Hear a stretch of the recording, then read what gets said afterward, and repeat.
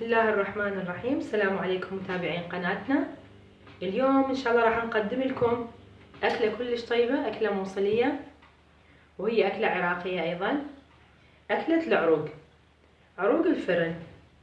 راح نحتاج بهاي الاكله لحم مثروم، حوالي نص كيلو لحم مع اليا او طرف يعني وشحم، وخلي اللحم واحد وهذا الدسم واحد.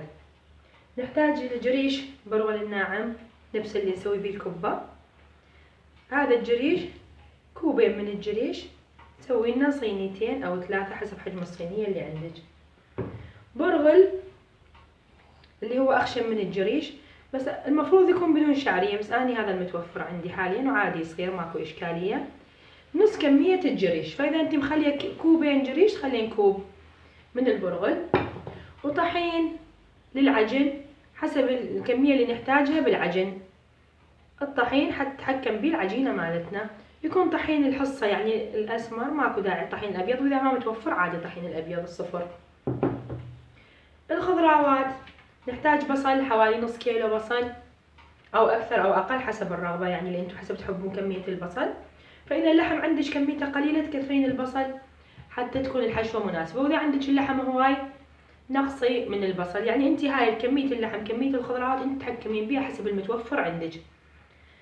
فلفل اخضر، فليفلة حسب انتم ما تحبون، ممكن حبة ممكن حبتين 3 4، مثل ما قلت لك حتى توازنين كمية اللحم حتى تكون حشوة كميتها زينة. فاشقد يقل اللحم تكثرين خضروات. بقدونس، هذا بالنسبة للخضروات. نحتاج معجون طماطم، نحتاج بهارات. البهارات تبقى حسب رغبتكم انتم، ممكن تحطين بهارات السبعة إذا متوفرة عندك، وإذا ما متوفر عندك تخلين دارسيني قرفة، فلفل أسود، بهارات السادة أو الكبابة نسميها بالموصل، رشة زنجبيل، رشة كمون، وشطة أو فلفل حار، هاي تبقى حسب الرغبة، وملح للعجن وللحشوة. ونحتاج أيضا للخميرة. نحتاج زيت للعجينة، ونحتاج زيت بعدين للاستعمال لما نفرش الصواني. ونحتاج قطعة نايلون بحجم الصينية اللي عندك، أي نايلون، كيس نايلون، نايلون مشمعين، أي نايلون متوفر عندك هذا راح نحتاجه أثناء الشغل مالتنا. نبدأ إن شاء الله. أول شي تسويه تخلطين الجريش والبرغل وننقعهم بالمي. النقع يحتاج حوالي ربع ساعة نص ساعة حسب الوقت المتوفر عندك، فانت ايش قد تنقعين من وقت وتتركيه يكون احسن. تخلطي وتحطي له مي، طبعا ما يحتاج الغسل هذا لانه كله نظيف. تنقعي، يكون النقع اذا كان بمي دافي يكون احسن، ومن تنقعيه لازم تكون كمية المي زينة، شوفي حتى يبقى طري اثناء ما تشتغلي انت، ما يطلع حب وما يستوي. ونضيف له ملح بهاي المرحلة، وهذا نغطيه ونتركه إلى أن نشتغل باقي الأشياء.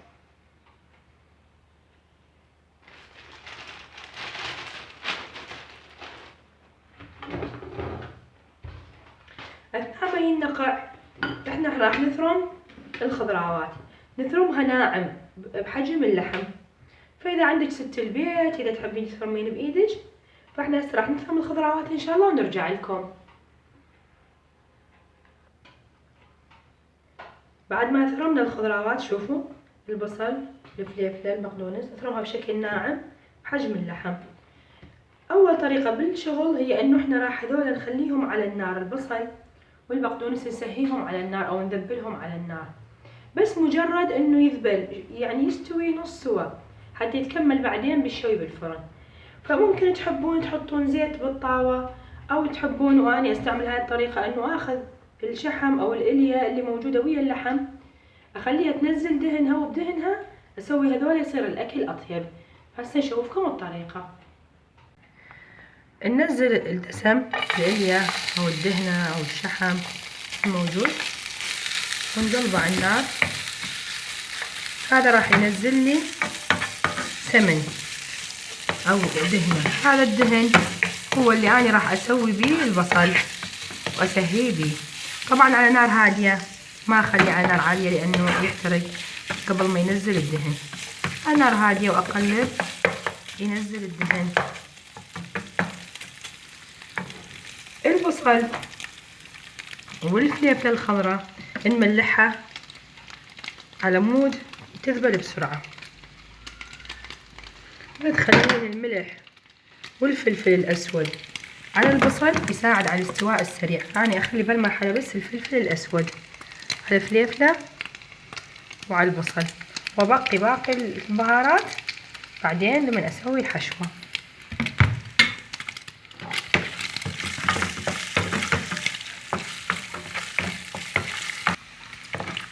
وهسه شوفوا بعد فترة على النار تقريبا 5 دقائق 10 دقائق، شوفوا شلون نزل من عنده هذا السمن. هالمرحلة أنا أنزل البصل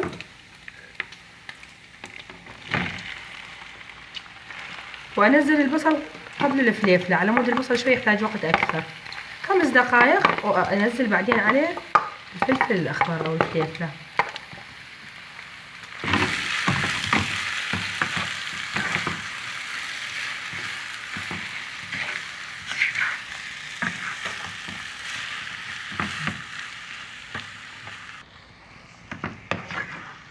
بدأ البصل يذبل عندي بعد تقريبا 5 دقائق، أنزل عليه الفليفلة.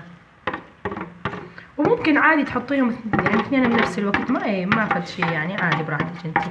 هو اصلا اكو يعني يسووها بعض الجماعة او العائلات يخلوه اصلا كله ني، ما يحطوه اصلا على النار، كل البصل والفليفلة رأسا يحطوها حشوة، بس اني اخليها على النار تذبل تستوي احسن داخل العروق، لان العروق يعني داخل الفرن احس البصل والفليفلة ما تستوي زين. فبهالطريقة انا اكون متأكدة انه هي استوت وانه هي صار طعمها طيب وصار مذاقها جيد. اتركها على النار حوالي 10 دقائق ربع ساعة. بالاثناء اني اروح اعجن العجينة مالت الجريش. بعد ما حطينا الخضار على النار حتى يعني نذبلها ونسويها، نجي هسه نشتغل بالعجينة. احنا نقعنا البرغل والجريش قبل حوالي نص ساعة. شوفوا هسه راح نعجن هذا الخلطة بالطحين، فنحتاج نحط لها خميرة على مود هاي العجينة لازم تكون مختمرة. نضيف الخميرة على مي دافي، وانتي كمية الخميرة تعتمد على قد انتي مستعجلة. اذا كنتي مستعجلة هواية ممكن تحطين كمية كبيرة من الخميرة، واذا انتي ما مستعجلة تحطين معلقة اكل خميرة بمي دافي وتذوبيها، لا تحطيها مباشرة على العجينة لانه راح يطول بالاختمار. ذوبيها بمي، واذا تريدين بعد اسرع واحسن تضيفي لها معلقة اكل سكر. فالحالة الخميرة راح تصير عندك كلش زينة وتخمر بسرعة. بس إذا ضفتيها على العجين مباشرة والعجين بملح الخميرة تتأخر، الملح يأثر على سرعة اختمار الخميرة.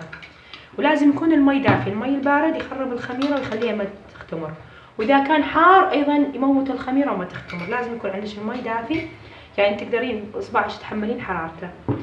هذا العجين إذا كان دنيا شتاء لازم تدفيه تحافظين عليه دافي، لأن إذا حطيتي الخميرة على عجين بارد ما تختمر. فممكن عندك أنتي تضيفين مي حار ممكن، أو تدفيه مثلا تحطين تحته مي حار، أي شيء يدفي هاي العجينة تضيفي له مي حار أنتي براحتك، يعني المهم يكون دافي. هسه نبدي نضيف عليه الخميرة ونضيف عليه الزيت. هذا الزيت حتى يخلي العجينة طرية عندي وطعمها طيب، ونبقي شوية زيت هاي راح نحتاجها بعدين لما نفرش العجينة. اخلطيها زين وبعدين ابدي ضيفي الطحين. الطحين ننزل حسب ما تتحمل العجينة مالتي.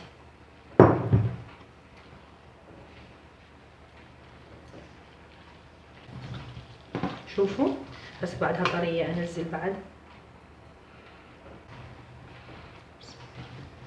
واظل اعجن لين تتماسك عندي.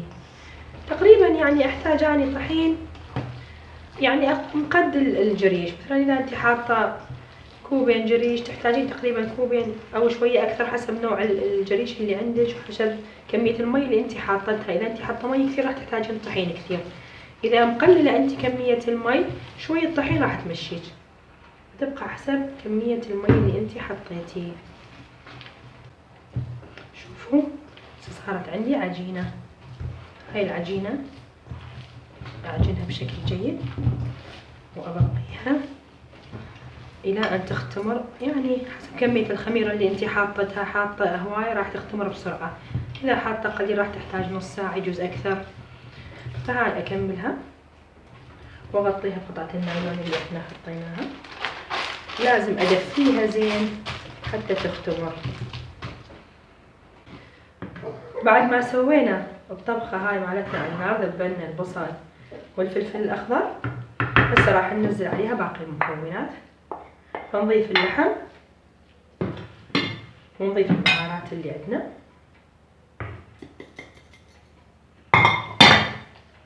نضيف البقدونس، طبعا نضيف البقدونس وهي حارة حتى شوية هم يذبل عندي الحرارة مالتها.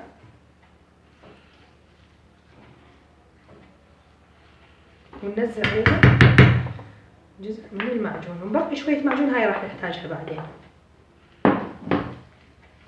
نخلط هاي الخلطة بالطريقة هاني أسويها إلى أن تتجانس تخلط بشكل زين. بس أريد أقول لكم ملاحظة، هاي الخلطة مالتنا الحشوة إذا أحطها هيجي ممكن تنكث بالأكل، واحد من ياكل يوقع اللحم يوقع البصل. فاني شو اسوي؟ يعني هي طريقة علمونا اياها جداتنا الله يرحمهم يا رب ويحفظ احفادكم. خلي رشة طحين على هاي الخلطة حتى تتماسك، لان شفتوا هي شوية لينة، فهاي رشة الطحين تخليها تتماسك حتى بالاكل ما ينكث عندي اللحم والبصل اثناء ما اني اكل العروض. شوف بهالطريقة صارت عندي الحشوة جاهزة، والعجينة اني عندي خمرتها واختمرت وصارت جاهزة. اشوفكم اياها. عجينتنا صارت جاهزة. هسه نجي الى مرحلة الشوي. بالشوي انا اريد ادهن الصينية حتى العروق لا يلزق وياي، فممكن تدهنين بالزيت عادي، بس الافضل والمجرب بحيث انه ما تحترق وما تصير عندك لازقة بالصينية، تدهنيها بدهن او بزبدة، يعني دهن عادي اي سمن او زبدة. انا احب يعني ادهن بالزبدة، الزبدة طعمها طيب. ندهن الصينية تهنيها بشكل زين، خاصة الاطراف لا تلزق عندك بالاطراف او الطرف مع الصينية. شوفوا يعني الدهن بالدهن او الزبدة خليني متأكدة انه تكون طبقة زينة صايرة على الصحن او الصينية او التبسيل اللي انا راح اشوي به. نبدي نفرش العجينة. تستعملين الزيت انتي حتى تسوين ايديك على مود لا يلزق بيهن العجينة. هاني اخذ قطعة بحجم مناسب وابدي افرشها في الصينية مالتي.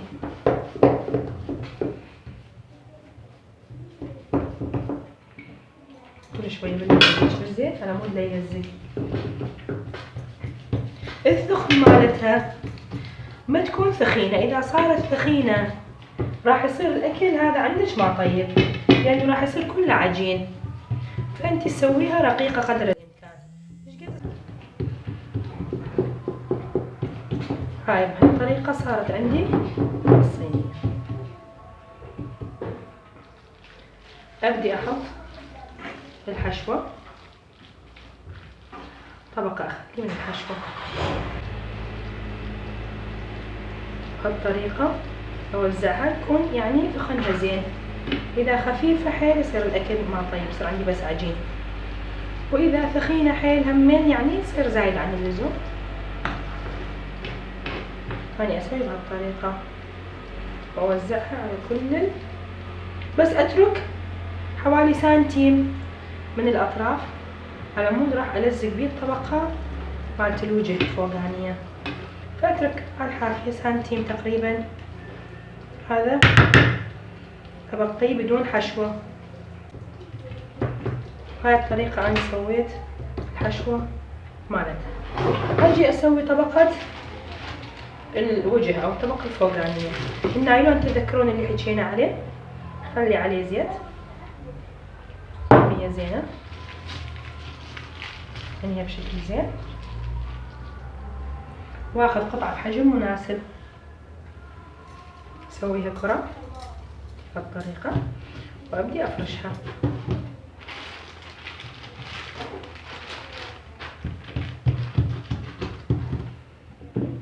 دائما اخلي زيت على ايدي او يصير الشغل وياي زين. شوفوا اسوي دائرة بحجم الصينية اللي عندي، اسوي دائرة بحجم الصينية اللي عندي بهالطريقة.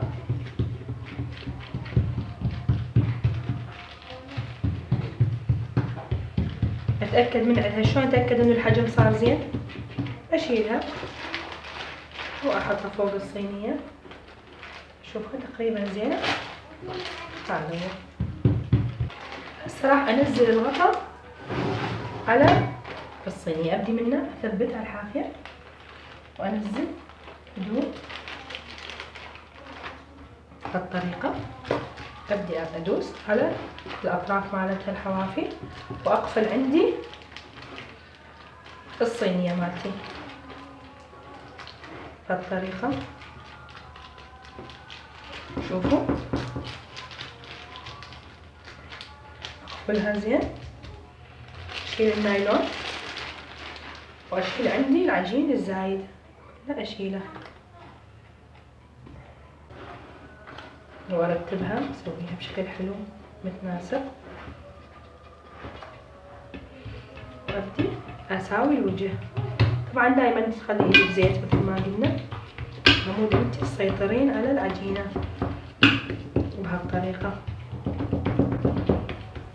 هاي صارت عندي الصينية كاملة. بقى عندي شنو؟ بس ادهن الوجه بالمعجون على مود يطلع شكله حلو، لونه احمر ومرتب. فعندي المعجون اللي بقى عندي اضيف عليه شوية ماي على قدر ما يذوبه، يعني بس بهالطريقة ذوبه. شوفوا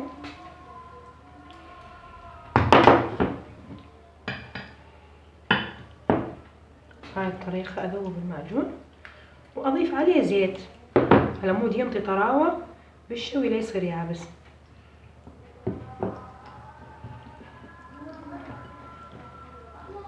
واجي ادهن بيه الوجه بهالطريقة. ممكن تحطين دهن بدال الزيت وايضا يصير كلش طيب وزين.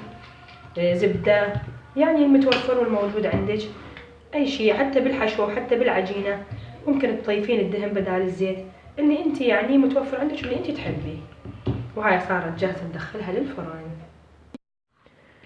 وهسه بعد ما تركناها بالفرن تقريبا تحتاج ربع ساعة اقل او اكثر حسب درجة حرارة الفرن اللي عندك، على الفوق والجوا طبعا تشغلين الفرن وتشوفين انت يعني هو يصير محمص من الوجه ومن الاسفل. نبدي نحط عليه الزبدة او الدهن على الوجه، ندهن الوجه وافضل الزبدة ويطلع هذا الطعم كلش طيب، ينطي ايضا طراوة وينطي لمعان. فادهن بقطعة زبدة صغيرة او دهن وجه العروق كله.